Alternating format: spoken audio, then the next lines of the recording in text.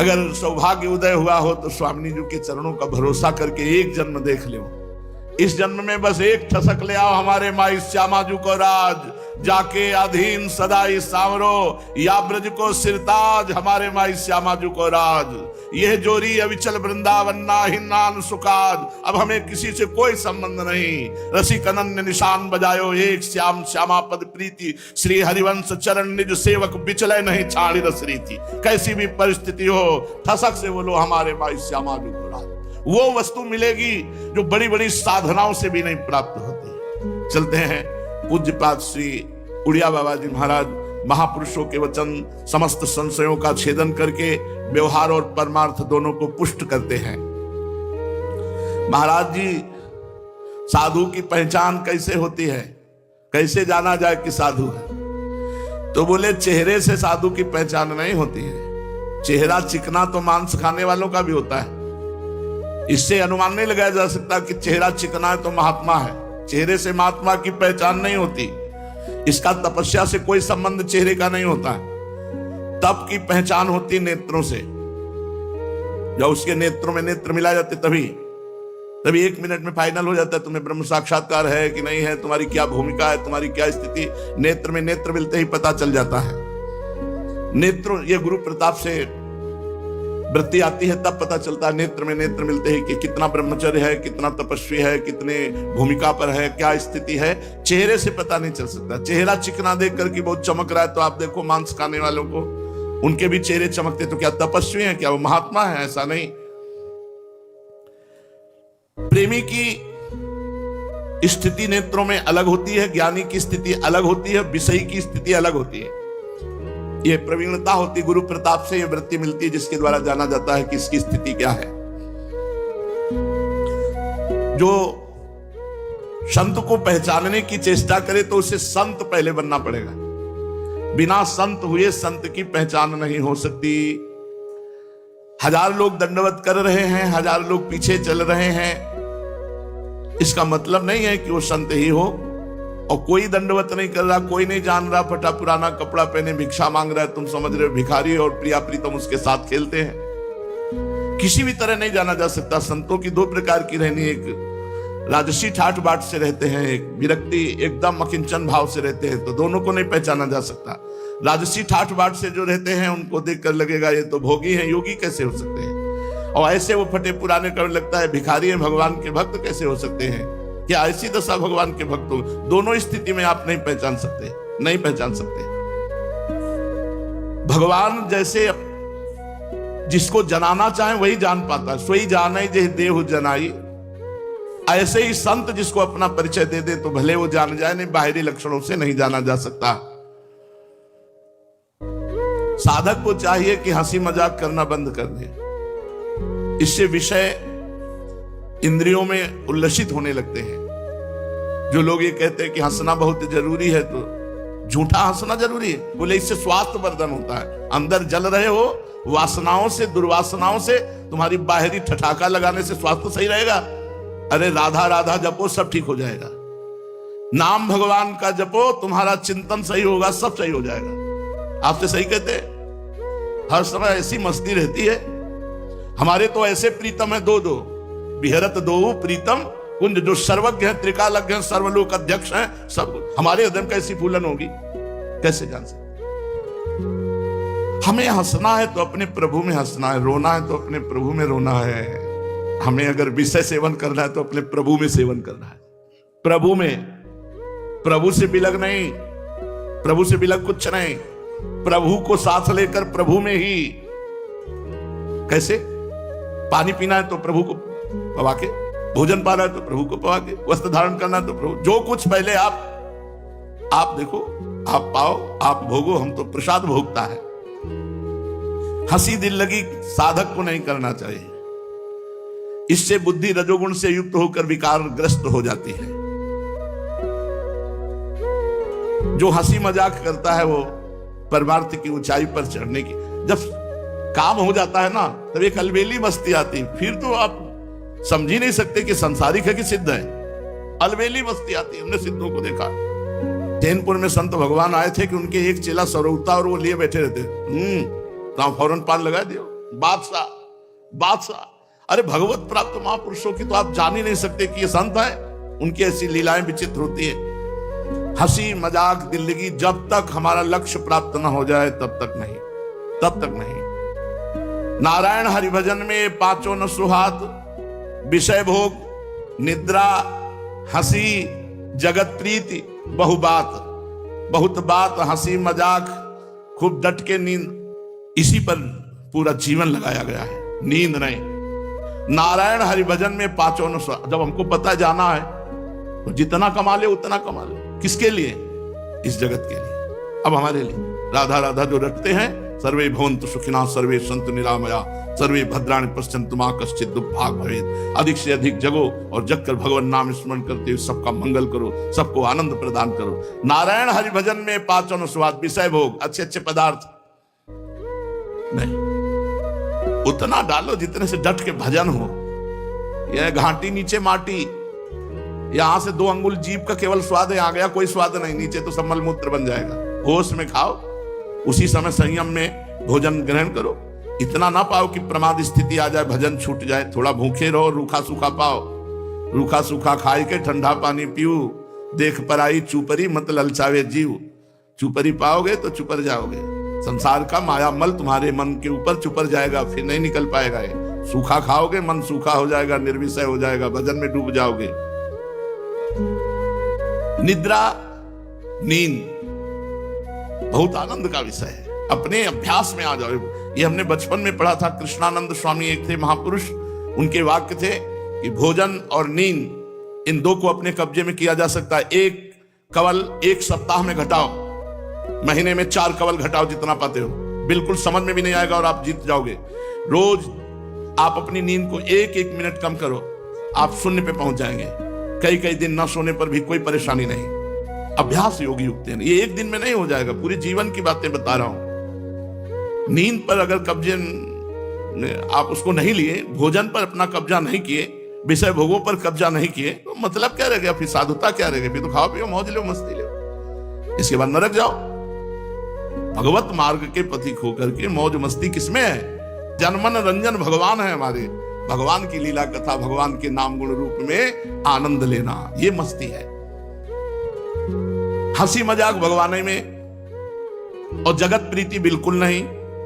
हमारा काम कैसे चलेगा? एक आए इंजीनियर से, गुरुजी को एक कागज में लिख के, बोले ये क्या है?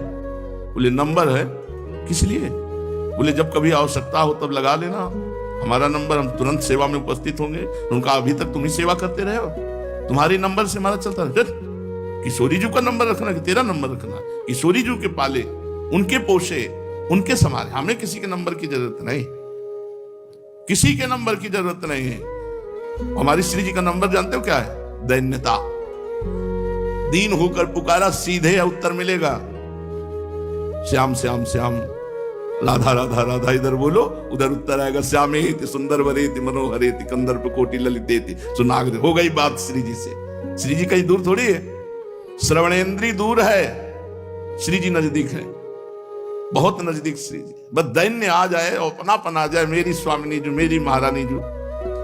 विषय भोग, निद्रा, हंसी, जगत प्रीति, बहुबात, 5 में साधु साधक गृहस्थ उपासक इन 5 पर दृष्टि डाले, सब बात बन जाएगी। फिर सुन लो, विषय भोग, निद्रा, हंसी, जगत प्रीति, बहुबात, ये 5 बातें, इनको संभालो। नारायण हरि भजन में ये 5 न सुहात।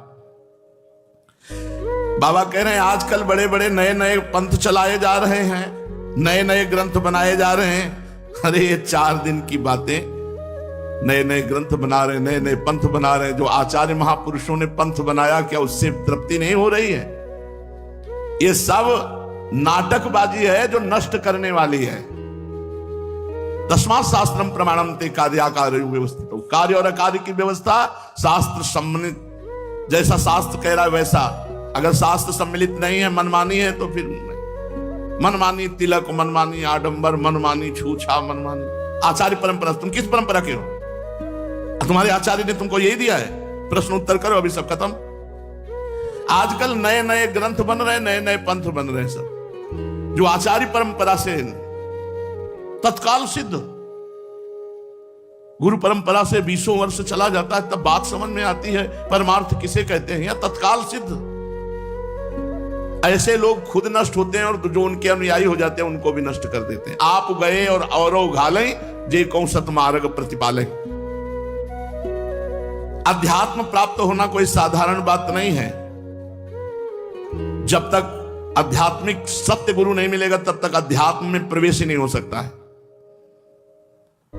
अगर गृहस्थ है, एक पत्नी व्रत रखे, ब्याह हो गया है तो बस अपनी पत्नी से संबंध, ब्याह नहीं हुआ तो ब्रह्मचारी रहो, तुम्हारे प्रारब्ध में विषय भोग नहीं बधा, तो सौभाग्य का विषय है, ब्रह्मचारी रहो। और ब्याह हो गया है तो एक पत्नी व्रत रहो और शुद्ध जीविका अर्थात धर्म पूर्वक कमाई और नाम जप, इससे वो सिद्ध हो जाएगा गृहस्थ। विरक्त के लिए बता, अध्यात्म विद्यावान महापुरुष का आश्रय लेकर उनके अनुसार चले।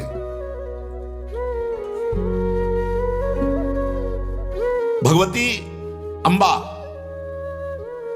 बहुत जल्दी बुद्धि को माया मुक्त कर देती हैं यदि उनका आराधना की जाए। इसीलिए जानकी जी ने भी आराधना की, रुक्मिणी जी ने भी आराधना की, बड़े बड़े जितने महान उपासक है सबने, गोपी जनों ने भी आराधना की अम्बा जी की, कात्यायनी अम्बा। अम्बा की आराधना बुद्धि को शुद्ध करके प्रभु में बहुत जल्दी लगा देती, क्योंकि स्वयं महामाया है, अपना आवरण हटा लेती है।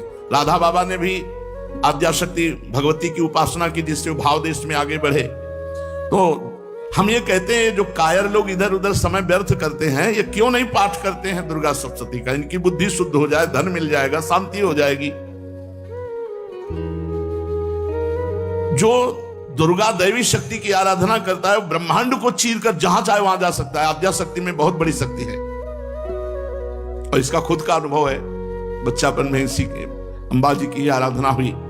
मैं कहता हूं कि 50 लाख गायत्री का मंत्र का अनुष्ठान करो, अगर तुम्हारे सामने भगवान प्रकाशित ना हो जाए तो मुझे कहना। पूज्यपाद उड़िया बाबा जी, गुरु प्रदत्त और गायत्री अधिकार हो तुम्हें तो 50 लाख मंत्र गायत्री का अनुष्ठान करो। 24 लाख का एक पुरस्चरण होता है, तो 24 दूने 48, मतलब लगभग 2 के ऊपर थोड़ा, 2 पुरस्चरण।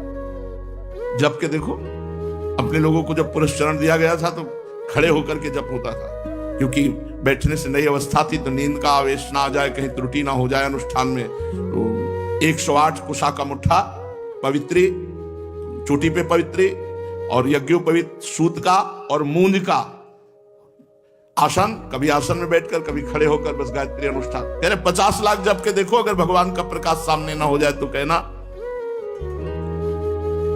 एक बार लोगों ने मुझसे पूछा कि ये गायत्री मंत्र सबको ही जप सकता है क्या? हमने कहा जिसे वेद पढ़ने का अधिकार नहीं वो नहीं जप सकता। जिसे वेद पर अधिकार नहीं उसको अधिकार नहीं। इन मंत्रों को अधिकारानुसार प्राप्त किया जाता है, फिर उससे सिद्धि होती, मनमानी थोड़ी होती, नहीं तो बुद्धि भ्रष्ट हो जाएगी। कहीं भी कपड़े में लिखा हुआ है, कहीं भी कुछ भी है, तो ऐसे लोगों की बुद्धि मारी गई है कि अपने व्यापार के लिए, अपने कार्य पूर्ति के लिए मंत्रों का प्रयोग कर रहे हैं। कपड़े में लिखा हुआ है, थैले में लिखा हुआ है, नाम लिखा हुआ है, पंचाक्षरी मंत्र लिखा हुआ है, द्वादशाक्षर मंत्र लिखा।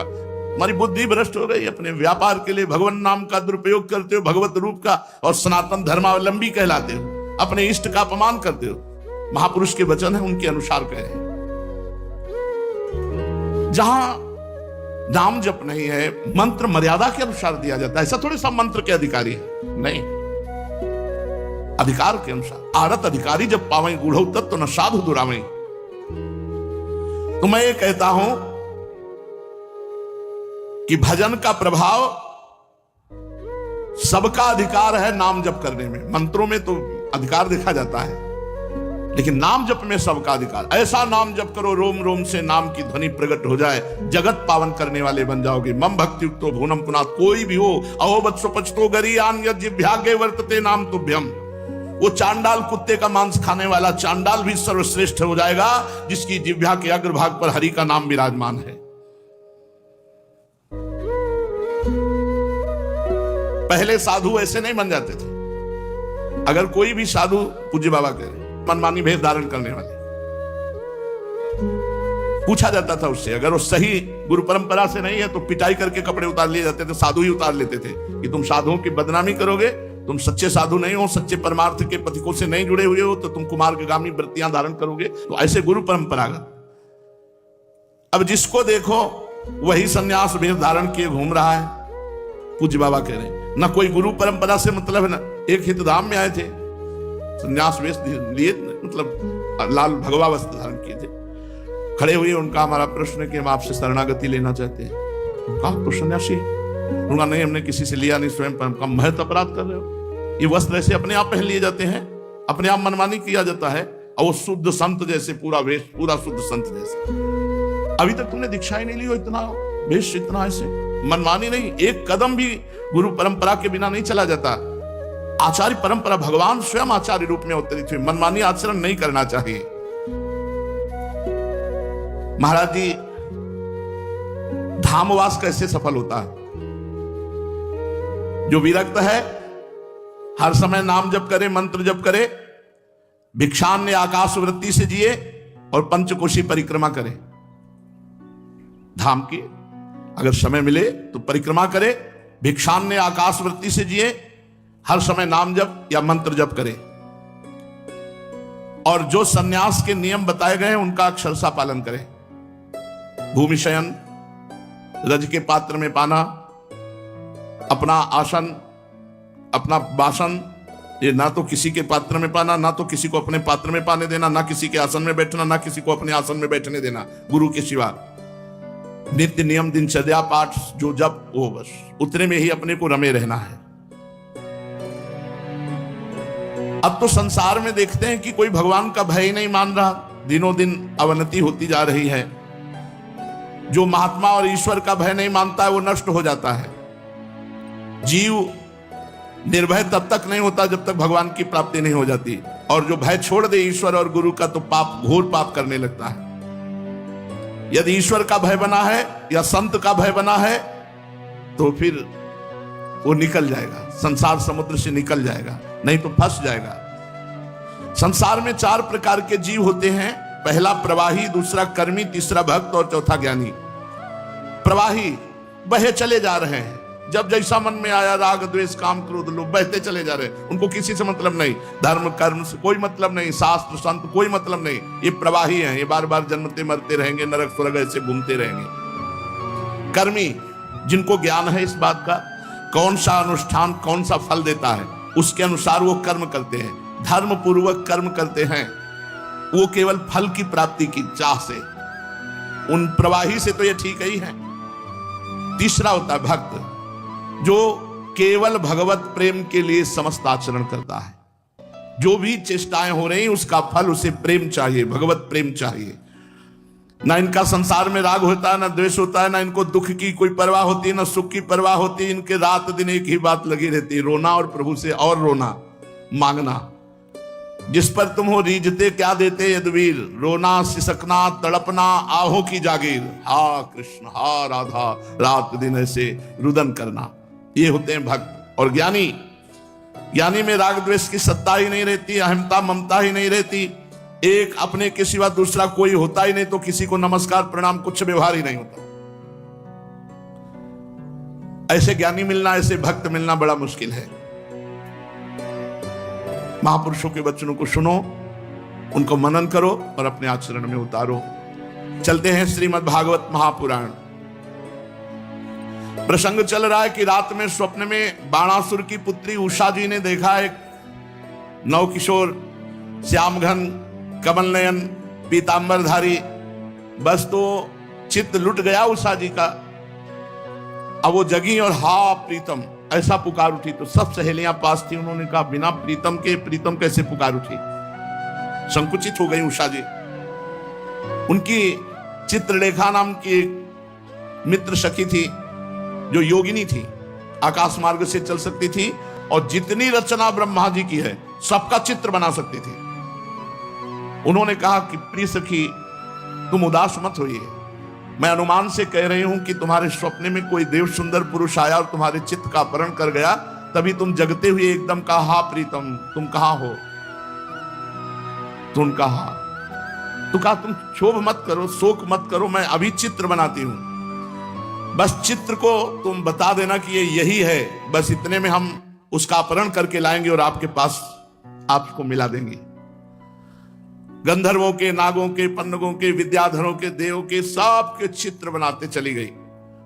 जब यदुवंशियों में श्री वसुदेव जी का बनाया तो कहा इसी वंश में। जब श्री कृष्णचंद्र जी का बनाया कहा हाँ बिल्कुल ऐसे ही। जब प्रद्युम्न जी का बनाया तो कहा ठीक बिल्कुल ऐसे ही। और जे ही अनिरुद्ध जी का बनाया तो कहा यही है, यही हमारे चित्र को चुराने वाले। तब चित्र लेखा जी ने कहा ये तो बहुत कठिन जगह तुम्हारे नेत्र लड़े, ये तो भगवान श्री कृष्ण द्वारिकाधीश के पौत्र हैं, प्रद्युम्न पुत्र अनिरुद्ध, पर फिर भी मैं तुम्हारे काज के लिए चाहे प्राणों का बलिदान करना पड़े, मैं अवश्य इनका अपहरण करूंगी। आकाश मार्ग से चित्रलेखा जी द्वारिकापुरी पहुंची। वहां सुदर्शन चक्र, सुदर्शन जी से प्रार्थना की कि आप जानते हैं कि भगवान का ही ऐसा कोई विधान होगा कि उषा जी के स्वप्न में भगवान के पौत्र का दर्शन हुआ, तो आप थोड़ा साइड हो जाइए, हम अपहरण करते हैं अनिरुद्ध जी का। अनिरुद्ध जी महल में पलंग में थे, पलंग सहित उठाया और आंगन से आकाश मार्ग से बाणासुर के महल में उषा जी के पास अनिरुद्ध जी को विराजमान किया। अब तो उषा जी के आनंद का ठिकाना नहीं, जो स्वप्न में देखा था उनको साक्षात देख रहे। धीरे धीरे अनिरुद्ध जी से इतनी प्रीता बढ़ी कि अनिरुद्ध जी भी भूल गए द्वारिकापुरी। हंसना, खेलना, खाना पीना, आनंद मनाना, वो तो राजमहल है। एक दिन उषा जी किसी कार्य से, तो जो वहां के वृद्ध सैनिक थे सुरक्षा में, तो वृद्ध ने देखा उषा जी को प्रसन्न मुद्रा में, तो कुछ ऐसे लक्षण भी देखे। उन्होंने जाकर के बाणासुर से कहा महाराज आपकी पुत्री का चरित्र दूषित हो चुका है, क्योंकि कुछ लक्षण ऐसे दिखाई देते हैं। बाणासुर ने कहा कि क्या चूक हो गई पहरे में? महाराज रात दिन ऐसा कड़ा पहरा है कि पक्षी भी प्रवेश नहीं कर सकता बिना आज्ञा के, फिर पुरुष की तो बात जाने दो। बाणासुर एक छोटी सी सेना लेकर महल में, वहां जे ही दरवाजा खुलाया तो देखा भगवान के चतुर्व्यूह अवतार हैं, जैसे राम लक्ष्मण भरत शत्रुघ्न, ऐसे वासुदेव संकर्षण प्रद्युम्न अनिरुद्ध भगवत स्वरूप। अनिरुद्ध जी उषा जी के साथ चौसर खेल रहे थे और सब सखियां सहेलियां सेवा में। अनिरुद्ध जी ताड़ गए कि 1000 भुजा वाला ये बाणासुर ठीक नियत से नहीं है, तो एक दौड़कर परिग उठाया और जितने सैनिक थे सबको मार डाला। बाणासुर ने, मेघनाथ ने जिस मंत्र का प्रयोग करके नागपाश से राम जी और लक्ष्मण जी को बांधा था, उसी नागपाश से अनिरुद्ध जी को बांध दिया। अब अनिरुद्ध जी बंधन में युक्त हो गए। इतने में देवर्षि नारद जी पहुंचे। नारायण नारायण नारायण। द्वारिकाधीश जी महाराज की जय हो। प्रभु सूचना देते हैं कि बाणासुर ने अनिरुद्ध जी को बंदी बना लिया है। बोले हाँ यही तुम जानना चाहते थे, अनिरुद्ध जी 4 महीने हो गए यहां से अपहरण कर ले गया कोई? बोले हाँ, योगिनी चित्रलेखा जो बाणासुर का मंत्री कुंभांड है उसकी पुत्री है, और आप शीघ्र पहुंचे, अनिरुद्ध जी नागपाश में बंधे हुए हैं। अब तो भगवान बलराम जी, श्री कृष्ण, प्रद्युम्न और भी सात्विकी, कृतवर्मा, बड़े बड़े वीरों ने सेना सजाई और शोणितपुर बाणासुर की राजधानी आक्रमण कर दिया। जब बाणासुर ने देखा कि हमारी राजधानी पे आक्रमण कर दिया यदुवंशियों ने, तो तुरंत सूचना पहुंचाई। तो भगवान शंकर ने वचन दिया था बाणासुर को कि तुम्हारी राजधानी की रक्षा हम करेंगे। तो भगवान शंकर वृषभ राज नंदी पर सवार होकर के स्वामी कार्तिकेय अपने सैनिकों के साथ सामने आमने आ गए। इधर भगवान श्री कृष्ण बलराम, इधर महादेव जी और कार्तिकेय स्वामी, देव सेनापति स्वामी कार्तिकेय, महान बलशाली भगवान शंकर पुत्र। अब तो बड़ा विशाल घमासान युद्ध, रोंगटे खड़े कर देने वाला, भगवान शंकर जी से भगवान श्री कृष्णचंद्र जी और प्रद्युम्न जी से स्वामी कार्तिकेय का युद्ध होने लगा। बलराम जी कुंभांड कूपकर्ण से युद्ध करने लगे। बाणासुर के पुत्र के साथ सांब और बाणासुर के साथ सात्यकी भिड़ गए। बड़े बड़े देवता, ऋषि मुनि, सिद्ध, चारण, गंधर्व, अप्सराएं ये विमानों पर चढ़कर युद्ध देख रहे। भगवान श्री कृष्ण ने सारंग धनुष खींचा और भगवान शंकर जी की सेना पर प्रहार किया। शंकर जी की सेना भूत, प्रेत, प्रमथ, गुहक, डाकिनी, यातधान, बेताल, विनायक, प्रेत, मातृगण, पिशाच, कुष्मांडा, ब्रह्म राक्षस, ये सारंग धनुष से छूटे हुए बाण से सब भगदड़ मच गई। भूत प्रेतों में, बेताल विनायकों में। पिनाक पाणी भगवान शंकर ने पिनाक पर प्रत्यंचा चढ़ाई। जैसे श्री कृष्ण का सारंग धनुष, ऐसे भगवान शंकर का पिनाक। भांति भांति के दिव्यास्त्र पिनाक पे जे भी चढ़ाते हैं तो भगवान श्री कृष्ण उसकी काट पहले ही सारंग से चढ़ा के छोड़ देते, वो शांत हो जाता है। ब्रह्मास्त्र का संधान किया भगवान शंकर ने, तो ब्रह्मास्त्र से ही शांत कर दिया भगवान श्री कृष्ण ने। वायुवास्त्र का संधान किया भगवान शंकर ने, तो पर्वतास्त्र से शांत कर दिया। आग्नेयास्त्र का संधान किया भगवान शंकर जी ने, तो वर्षा जिससे होती पर्जन्यास्त्र से शांत कर दिया। पाशुपतास्त्र का प्रयोग किया जो अमोघ बाण भगवान शंकर का है, तो नारायणास्त्र का प्रयोग किया भगवान श्री कृष्ण जो उनका अमोघ है। दोनों बाण शांत हो गए। महादेव जी से कहा कि आज्ञा है, तो उनका जन्मणास्त्र चलाओ। तो जे भी भगवान श्री कृष्ण ने जन्मणास्त्र चलाया तो महादेव जी बार बार जमाई लेने लगे। जब जमाई लेने लगे तो भगवान शंकर को छोड़कर श्री कृष्ण आगे बढ़े और बाणासुर की सेना का संहार करने लगे। प्रद्युम्न जी ने बाणों की बौछार से स्वामी कार्तिकेय को घायल कर दिया। वो मयूर वाहन से युद्ध विरत हुए। बलराम जी ने हल से पकड़ना, मूसल से मारना, तो कुंभाग और कूपकर्ण आदि इन सबको रणभूमि में मार गिराया मूसलों की मार से। अब ऐसा बलराम जी का मूसल चले कि बड़े बड़े गजराज तितर बितर सब हो गए। बाणासुर ने देखा हमारी सेना तहस नहस हो गई और हमारे गुरुदेव भगवान शंकर तो जमाई लेने में ही लग गए। कार्तिक जी का मोर उड़ गया, युद्ध विरत हो गए। अब उसने 1000 भुजा, 500 धनुष, लाखों बाण संधान, एक साथ क्रोधित होकर बाणासुर युद्ध करने लगा। भगवान श्री कृष्ण ने एक बाण से सब धनुष की प्रत्यंचाएं काट दी, सारे बाण काट दिए। अब भगवान श्री कृष्ण ने पांचजन्य शंख की ध्वनि की और सारथी घोड़े सब बाणासुर के नष्ट कर दिए। अब बाणासुर को मारने ही वाले थे कि कोटरा नाम की एक देवी बाणासुर की धर्म माता थी। उसने बाणासुर की रक्षा के लिए अपने वस्त्र उतार दिए। भगवान श्री कृष्ण ने तुरंत नेत्र मोड़ लिए, क्योंकि अपनी अर्धांगिनी के सिवा किसी भी स्त्री को नग्न देखने से तत्काल सारे पुण्य नष्ट हो जाते हैं। इसलिए पर स्त्री गमन भारी निषेध है। तो जे ही वो सामने खड़ी हुई तो सब धर्म के रहस्य को जानने वाले थे, तुरंत आंखें फेर ली। भगवान श्री कृष्ण ने कि कहीं उस पर दृष्टि न पड़ जाए, मुंह फेर लिया और दूसरी ओर देखने लगे। तब तक बाणासुर धनुष कट जाने और रथहीन हो जाने कारण नगर में चला गया। इधर जब भगवान शंकर के भूतगण इधर उधर भाग गए तो उनका छोड़ा हुआ 3 सिर और 3 पैर वाला ज्वर 10 दिशाओं को जलाता हुआ भगवान श्री कृष्ण की ओर दौड़ा। भगवान श्री कृष्ण ने उसे अपनी ओर आते देख करके उसका मुकाबला करने के लिए वैष्णव ज्वर छोड़ा। अब वैष्णव ज्वर और माहेश्वर ज्वर में आपस में युद्ध होने लगा। अंत में वैष्णव ज्वर के तेज से माहेश्वर ज्वर पीड़ित होकर चिल्लाने लगा और अत्यंत भयभीत हो गया। जब कहीं त्राण नहीं पाया तो नम्रता से हाथ जोड़कर भगवान श्री कृष्ण की शरण में गया और प्रार्थना करने लगा। नमामि त्वानंत शक्तिं परेशं सर्वात्मानं केवलं ज्ञप्ति मात्रं विश्वोत्पत्ति स्थान संरोध हेतुं यत्तद् ब्रह्म ब्रह्मलिंगम प्रशांतम। प्रभु हे श्री कृष्ण, आपकी शक्ति अनंत है।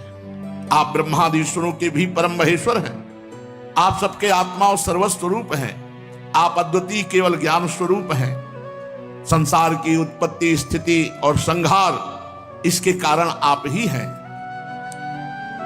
प्रभु, आपके शांत, उग्र और अत्यंत भयानक गुस्सा तेज ज्वर से मैं अत्यंत संतप्त हो रहा हूं। भगवान, देहधारी जीवों को तभी तक ताप संताप रहता जब तक वे आशा के फंदों में फंसे रहने के कारण आपके चरण कमलों की शरण नहीं ग्रहण करते। प्रभु, मैंने आपकी शरण ग्रहण की, अब मुझे आपका वैष्णव ज्वर ताप न दे।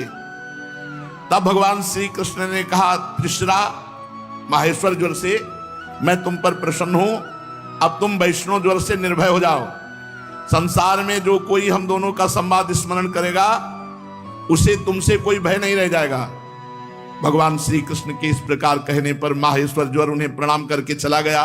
तब तक बाणासुर रथ पर सवार होकर भगवान श्री कृष्ण से युद्ध करने के लिए फिर आ गया।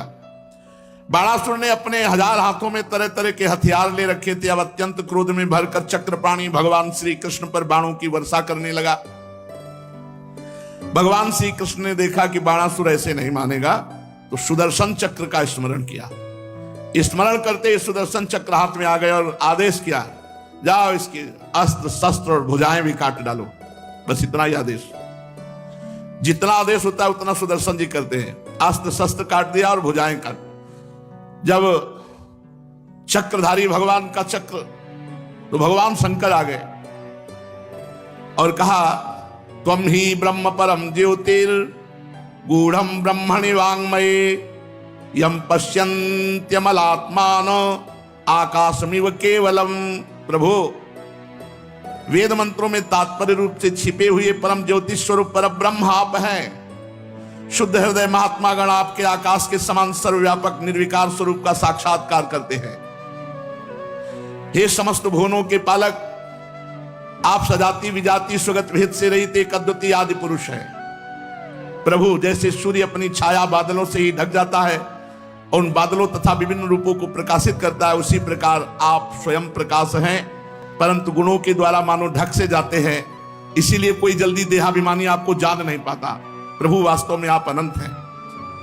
आपकी माया से मोहित होकर के लोग स्त्री पुत्र देह गेह में आसक्त हो जाते हैं, फिर दुख के अपार सागर में डूबने उतराने लगते हैं। संसार के मानवों को ये मनुष्य शरीर इसलिए आप कृपा करके देते हैं, इस मानव शरीर को पाकर इंद्रियों को वश में किया जाए और आपके चरण कमलों का आश्रय लेकर भजन किया जाए। जो मनुष्य शरीर प्राप्त करके आपका भजन नहीं करते, वो अपने आप को धोखे में डाल रहे हैं, अपने आप को धोखा दे रहे हैं। भगवान शंकर ने कहा, हे देव देव, ये बाणासुर मेरा कृपा पात्र है, सेवक है, और मैंने इसे अभय दान दिया है। तो प्रभु, जिस प्रकार इसके परदादा प्रहलाद जी पर आपका कृपा प्रसाद, वैसे इस पर भी कृपा प्रसाद होना चाहिए। भगवान ने सुदर्शन जी को रोक दिया। तब तक 4 भुजाएं बची थी। 1000 भुजाओं में 4 भुजाएं बची थी, सब काट दिए थे सुदर्शन जी ने। भगवान श्री कृष्ण ने कहा, महादेव जी, प्रभु, मैंने वही किया जो आप चाहते थे। आप जैसा चाहते थे वैसे ही मैंने कर दिया है, अपनी तरफ से कुछ नहीं किया। आपका सेवक है, आप जितना चाहते, 4 भुजाएं हैं इसके, अब मैं इसे निर्भय कर देता हूं। मैं जानता हूं कि बाणासुर दैत्यराज बलि का पुत्र है, इसलिए इसका वध तो कर ही नहीं सकता, क्योंकि मैंने प्रहलाद जी को वर दिया था कि तुम्हारे वंश में पैदा होने वाले किसी दैत्य का आज के बाद कभी वध नहीं करूंगा। इसका घमंड चूर करने के लिए मैंने इसकी भुजाएं काट दी। इसकी बहुत बड़ी सेना पृथ्वी के लिए भार हो रही थी, इसलिए मैंने उसका संहार कर दिया। अब इसकी 4 भुजाएं बच रही है, अजर अमर बनी रहेंगी। ये बाणासुर आपके पार्षदों में मुख्य होगा। अब इसको किसी से किसी प्रकार भय नहीं होगा। जब बाणासुर ने यह सुना कि मैं निर्भय कर दिया गया हूं, तब आया और भगवान श्री कृष्ण के चरणों में माथा टेका और कहा, प्रभु, अब आप चिंता न करें। और महल में जाकर अनिरुद्ध जी को नागपाश से मुक्त किया, अपनी पुत्री उषा को लाया और भगवान के हाथ में, ये प्रभु, आपका ये पौत्र और ये मेरी पुत्री, आप स्वीकार करें। महादेव जी ने भी सम्मति की। वस्त्रालंकार से विभूषित उषा और अनिरुद्ध जी एक अक्षुणी सेना के साथ द्वारिका के लिए प्रस्थान किया। द्वारिका सजाई गई। अनिरुद्ध जी और उषा जी का ब्याह हुआ। जो अनिरुद्ध जी उषा जी के मिलन को, भगवान शंकर और श्री कृष्णचंद्र जी के युद्ध को, इस गाथा को प्रातः काल सुनेगा, तो वो किसी भी मार्ग में पराजित नहीं होगा, वो विजय को प्राप्त होगा और उसके पाप नष्ट हो जाएंगे। प्रिय परीक्षित, एक दिन सांब, प्रद्युम्न, चारुभान, गद, यदुवंशी राजकुमार द्वारिका के उपवन में घूमने के लिए गए। वहां बहुत देर तक खेल खेलते हुए उन्हें प्यास लगी। अब ये इधर उधर जल की खोज करने लगे तो एक पास में कुआं दिखाई दिया। कुएं में गए तो देखा एक बहुत बड़ा गिरगिट पड़ा हुआ है, पर्वत के समान आकार का गिरगिट। उसे देखकर उनके आश्चर्य की सीमा न रही। उनका हृदय करुणा से भराया और वे उसे बाहर निकालने का प्रयत्न करने लगे। जब वे राजकुमार उस गिरे हुए गिरगिट को सूत की रस्सियों से बांधकर, चमड़े की रस्सियों से बांधकर नहीं निकाल पाए, तो भगवान श्री कृष्ण के पास जाकर निवेदन किया जगत के जीवनदाता कमल नयन भगवान श्री कृष्ण उस कुएं के समीप आए और बाएं हाथ से खेल खेल में उस गिरगिट को बाहर निकाल दिया। प्रभु श्री कृष्ण के करकमल का स्पर्श होते ही गिरगिट का शरीर छूट गया और वो देव रूप हो गया। अब उसके शरीर का रंग तपाए हुए स्वर्ण के समान चमक उठा। शरीर पर अद्भुत वस्त्र आभूषण पुष्पों के हार शोभा पा रहे थे। भगवान श्री कृष्ण जानते थे कि इस दिव्य पुरुष को गिरगिट की योनि क्यों मिली, फिर भी वो कारण सर्वसाधारण को मालूम हो जाए, इसलिए उन्होंने उस दिव्य पुरुष से पूछा, महाभाग तुम्हारा रूप तो बहुत सुंदर है, तुम हो कौन? कल्याण मूर्ति, कौन सा ऐसा कर्म बिगड़ गया जिससे तुम्हें गिरगिट की योनि में आना पड़ा? वास्तव में तुम इसके योग्य नहीं हो। हम लोग तुम्हारा वृत्तांत जानना चाहते हैं, यदि तुम हम लोगों को बतलाना उचित समझो तो बतलाओ। अनंत मूर्ति भगवान श्री कृष्ण ने जब उस गिरगिट देह को छोड़कर निकले हुए देव पुरुष से ऐसा कहा तो उन्होंने सूर्य के समान प्रकाशमान तेजोमय मुकुट भगवान के चरणों में रखकर प्रणाम किया और कहा कि दानियों की अगर कभी चर्चा हुई होगी तो मेरा नाम सुना होगा। देख लो, इतने बड़े दानी की ये हालत हुई, गिरगिट बन गए। नाम जप करो, नाम से बड़ा कोई साधन, कोई दान, कोई पुण्य नहीं है। महाराज, मैं इक्ष्वाकु का पुत्र राजा नृग हूं, जब दानियों की चर्चा चलेगी तो मेरा नाम जरूर आएगा। जब कभी किसी ने आपके सामने दानियों की गिनती की होगी तो उसमें मेरा नाम भी अवश्य आया होगा, क्योंकि मैं सबसे बड़ा दानी हूं। प्रभु, आप समस्त प्राणियों की एक एक वृत्ति के साक्षी हैं। भूत और भविष्य का व्यवधान भी आपके अखंड ज्ञान में किसी प्रकार की बाधा नहीं डाल सकता। अतः आपसे छिपा ही क्या है, फिर भी आपने परिचय जानना चाहा, इसलिए मैं कहता हूं। देखो, कह रहे हैं, पृथ्वी में जितने धूलिकण हैं, आकाश में जितने तारागण हैं और वर्षा में जितनी जल की धाराएं गिरती हैं, उतनी गौएं दान किया है हमने। भगवान के सामने झूठ तो बोलेंगे नहीं, कितने बड़े दानी हैं। और वो गौएं सभी दुधार, नौजवान, सीधी, सुंदर, सुलक्षणा, कपिला गौएं थी और सब न्याय से प्राप्त धन के द्वारा मैंने दान किया है। सबके साथ बछड़े थे, सींगों में सोना मढ़ा दिया था, खुरों में चांदी, वस्त्रहार और गहनों से सजा धजा कर इतनी गौएं मैंने दान की जितनी पृथ्वी के धूलिकण, वर्षा की धाराएं, आकाश में तारे, इतनी गौएं, मतलब अथा